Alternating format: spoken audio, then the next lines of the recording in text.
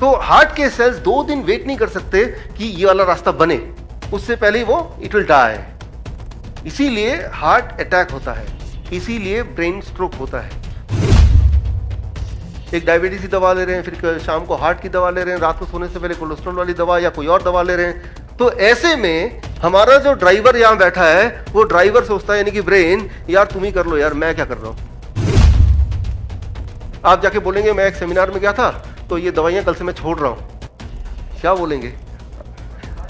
पापा आप तो हेल्थ सेमिनार में गए थे और ये मेंटल पेशेंट बन के आ गए। एक बात याद रखिए, मैंने वैक्सीन का एग्जांपल दिया, आगे भी मैं आपको एग्जांपल दूंगा। अगर आप जिंदा हैं तो दवाइयों की वजह से जिंदा नहीं है, आप दवाइयों के बावजूद भी जिंदा हैं।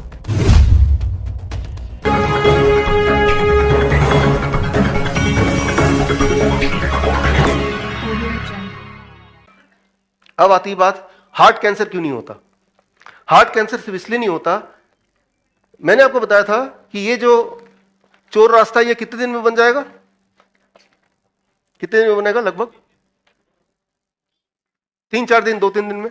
और उतने दिन ये जो सेल्स हैं वो बिना ऑक्सीजन के रह सकते हैं, बॉडी के अलग अलग जगह के सेल्स, सिवाय हार्ट के सेल्स के।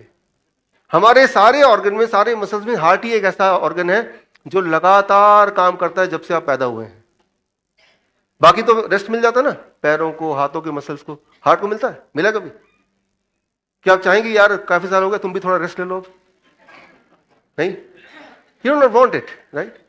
आप right, you will not dare to ask the heart to take a rest. तो हार्ट के मसल्स 1 सेकंड भी रेस्ट नहीं लेते हैं।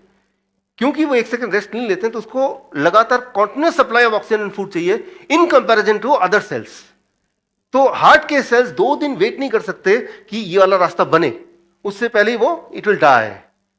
इसीलिए हार्ट अटैक होता है, इसीलिए ब्रेन स्ट्रोक होता है, राइट? बाकी सेल्स जो जहां जहां वेट कर सकते हैं वहां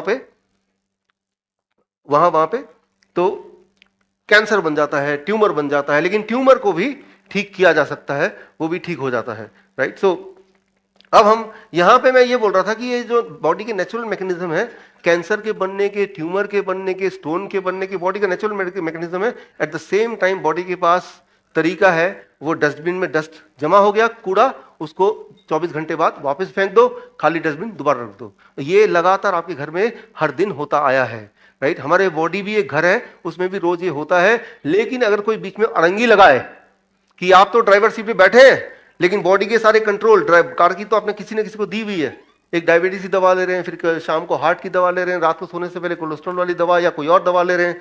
तो ऐसे में हमारा जो ड्राइवर यहां बैठा है वो ड्राइवर सोचता है, यानी कि ब्रेन, यार तुम ही कर लो यार, मैं क्या कर रहा हूं, राइट? तो यू आर बेटर जज देन मी। तो ये जो कंट्रोल है इसको हर हाल में अपने हाथ में रखना है। और जिन लोगों ने आप में से ये कंट्रोल किसी और को दिया हुआ है, यानी कि जो लोग दवाइयों पे हैं, वो कंट्रोल धीरे धीरे वापस लेना है। धीरे धीरे कैसे एग्जैक्टली वापस लेना है? Step by step. क्योंकि वो कंट्रोल वापस लेने में आपकी कोई मदद करेगा? डॉक्टर मदद करेगा? नहीं करेगा, नहीं करेगा। वो आपके घर वाले जो यहां पे नहीं आए वो मदद करेंगे? हाँ, आप जाके बोलेंगे मैं एक सेमिनार में गया था तो ये दवाइयां कल से मैं छोड़ रहा हूं, क्या बोलेंगे? पापा आप तो हेल्थ सेमिनार में गए थे और ये मेंटल पेशेंट बन के आ गए, चलो पकड़ो इसको, जाके पहले तो डॉक्टर को दिखाओ। वो भी मदद नहीं करेंगे। यानी कि जो भी यहां पे आप सीख रहे हैं चुपचाप ही करना पड़ेगा, सीक्रेटली करना पड़ेगा आपको, right? So coming to the second rule, and that is stone, tumor, cancer, these are not disease. These are like the dustbin, these are like brakes which are very very important for the body. लेकिन ये break भी कई बार fail हो जाते हैं क्योंकि हम अपना कंट्रोल किसी और को दे देते हैं। That one reason is dioxin. I told you dioxin is nothing, chemicals, too much chemical in the body, that is called dioxin, DLS जिसको बोलते हैं। तो केमिकल में दवाइयां भी तो केमिकल ही हैं, राइट? तो उसको भी आपको खत्म करना पड़ेगा, कम नहीं करना पड़ेगा, खत्म करना पड़ेगा। और अगर आप सोचते हैं कि दवाई खत्म कर देंगे तो कहीं ऐसा ना हो कि मैं मर जाऊं या मुझे हार्ट अटैक आ जाए, कुछ आ जाए। एक बात याद रखिए, मैंने वैक्सीन का एग्जांपल दिया, आगे भी मैं आपको एग्जांपल दूंगा। अगर आप जिंदा हैं तो दवाइयों की वजह से जिंदा नहीं है, आप दवाइयों के बावजूद भी जिंदा है। इस बात को समझिए। Thank you. So I try to make you understand this. So ये आ गया रूल नंबर 2, आपको जो ध्यान रखना है। आगे चलते हैं रूल नंबर 3 पे। Let the driver diagnose.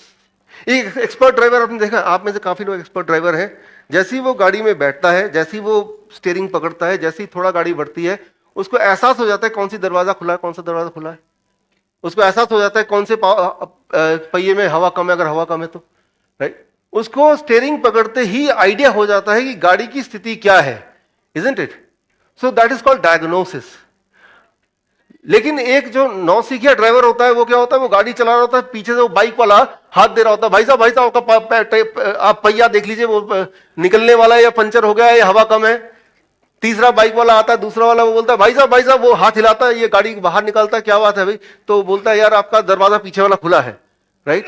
वो किसके साथ होता है? जो नया नया सीखा हुआ है, राइट। यानी कि उसकी जो डायग्नोसिस है वो खुद की नहीं है, वो तो चला रहा है एक बाहर के आदमी को, बाइक वाले को, मतलब बड़ा रिस्की काम है। वो हाथ दे रहा है, ये भी अपना एक तो पहले से नौसिखिया है, ऊपर से वो बाहर अटेंशन है कि यार क्यों हाथ दे रहा है, क्या हो गया, राइट। तो एक्सपर्ट ड्राइवर वही है जो अपना डायग्नोसिस खुद कर सके। For diagnosis you should never depend on anybody else in the world. आपके बॉडी के अंदर एक डायग्नोस्टिक सिस्टम है, उसी पे भरोसा कीजिए। किसी और टेस्ट पे भरोसा करेंगे तो वो नौसिखिया ड्राइवर के साथ एक ही चीज होता है कि उसके साथ एक्सीडेंट होने के चांसेस बढ़ जाते हैं। So never ever think that you are नौसिखिया। आपके तो जीवन के कितने साल बिता दिए आपने इस गाड़ी को चलाते चलाते, राइट। उस पर भरोसा कीजिए, खुद पे भरोसा कीजिए। कोई भी अगर बॉडी में तकलीफ है, अगर आपकी गाड़ी में तकलीफ है, सबसे पहले आपको पता चलेगा।